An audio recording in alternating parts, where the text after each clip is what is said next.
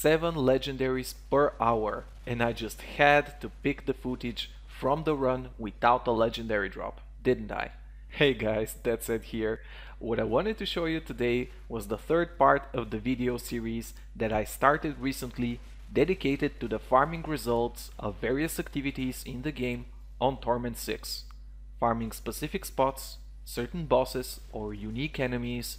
I already did one on the bounties in the previous patch, and I will soon be making one about bounties in 2.05.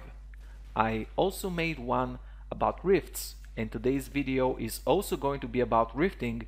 However, it is dedicated to farming with the community bonus. My goal was to show you how much more effective it is to do rifts this week if you have the legendary drops in mind, which I am sure you do. Just to quickly remind you, if you missed the news, this week between May 15th and May 22nd, for the second anniversary of our beloved hack and slash pastime, the legendary drop rate and rift fragment drop rate is increased by 100%. So happy birthday Diablo, and may the RNG gods smile on all of us. I stuck to the number of runs I've established from the previous two videos, completing 20 full rifts on Torment 6. I did all of the runs solo, often inviting friends at the end of the rift so they could enjoy the benefits of a Torment 6 Rift Guardian kill, and they helped me out with Rift Keystones. Now onto the results themselves.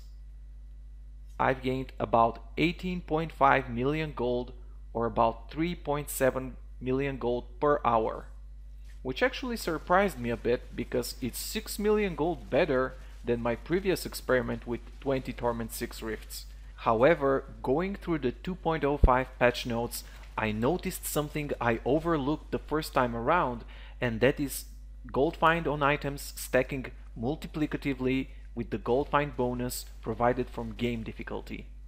With a few accidental gold find properties on my gear, I increased my gold acquisition to just about 50% compared to my previous Torment 6 results. So if you're hurting for gold and you don't shy away from harder difficulties, definitely look into some gold find on your gear. The results are very noticeable. I've gathered about 2000 blood shards, or about 400 per hour. I still believe that if you are on the runner side of the Rifted Forward community, you are gaining less blood shards than if you are an opener. But with the recent introduction to scaling blood shard rewards, I no longer feel that I'm lagging significantly behind than the lower Torment runners, which of course is a nice bonus. I've gained roughly 3 Paragon levels, beginning midway through Paragon 485 and stopping near the end of Paragon level 488, gaining a bit over 6 billion XP, or about 1.2 billion XP per hour. My Paragon leveling is slowing down significantly as I approach Paragon 500, but it still feels like a decent leveling rate. There isn't any change in the XP reward compared to the results prior to the community bonus, however this was expected.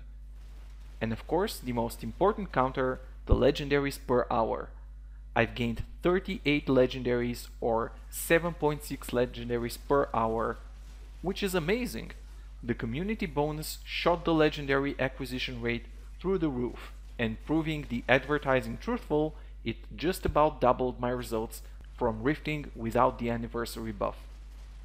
In my humble opinion, this is the week to get geared up.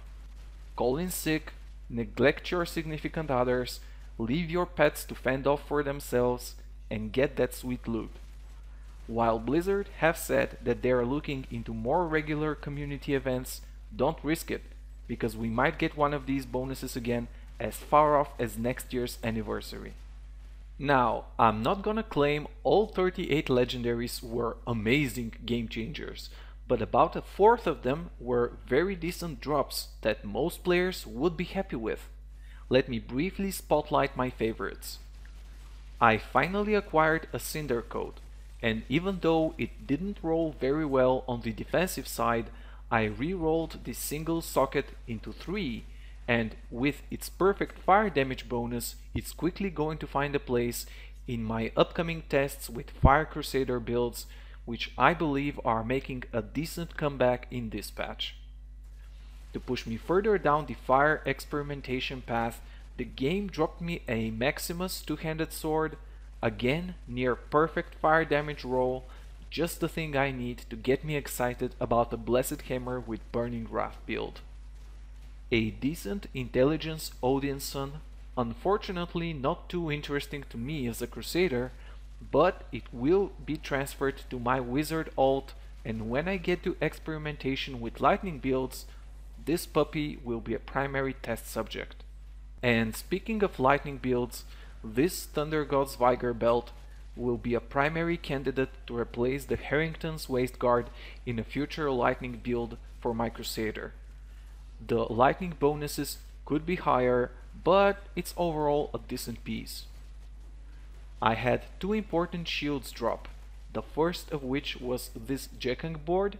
The roll isn't very good, however the shield is rare enough that I made a friend very happy when I gave it to him. A single reroll into crit and this Jekang board will serve him nicely for a beginner Blessed Shield build. The second is a nicely rolled tanky Hellskull shield. With the recent changes to the movement speed of two-handed Crusaders, this shield has been made into an offensive beast and is potentially best in slot for many cooldown reliant builds. A Mortal Drama Flail, I've had better rolls of this one, but I also gave it away, and I believe that on lower torments especially, where you can be more relaxed about your cooldowns, bombardment is still a viable skill to have in your repertoire. And finally, two swap type items. These Nemesis Bracers, you probably already know, but this is a very popular item to use just before you take a shrine to get yourself an additional elite spawn. The stats aren't going to win anyone over, but let's face it, you don't need them on a quick swap item. And the last one, this neat little Countess Julia's cameo, which will go straight to my Demon Hunter. It was very close to being a GG amulet for a dexterity class, but even in this state it's a decent swap amulet for when you face a difficult arcane enchanted horde elite or an arcane based rift boss. Well, this is it for the community bonus rift experiment. As always, some interesting additions that will be helpful in future builds, some forgotten soul candidates as always, but that's the nature of the game. The series will continue very soon with another challenge, most probably bounties in 2.05, with or without the community bonus, I still haven't decided. Until then, have fun hunting for loots, check out my stream, keep in touch with the Twitter and Facebook I linked below, and I'll see you guys next time.